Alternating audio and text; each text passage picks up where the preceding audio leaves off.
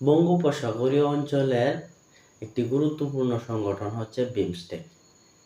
এই অঞ্চলের উন্নয়নশীল দেশগুলোকে নিয়ে বিমস্টেক গঠিত হয়েছে। বিমস্টেক নিয়ে আলোচনা করব।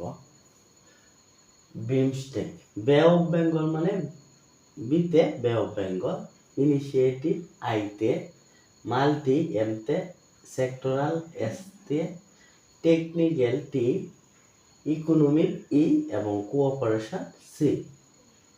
এটি প্রতিষ্ঠিত হয়েছে 6 জুন 1997 এর সদর দপ্তর ঢাকা। প্রথমে ছিল BIMSTEC, Bangladesh, India, Sri Lanka, Thailand economic cooperation. পরবর্তীতে মিয়ানমার যুক্ত হলে Bangladesh, India, Myanmar, Sri Lanka, Thailand economic cooperation নামকরণ করা হয়। 2004 সালে ভুটান, নেপাল যুক্ত হয়, তখন এটি নাম পরিবর্তন করে বে of Bengal initiative for multi sectoral technical economic cooperation রাখা হয়।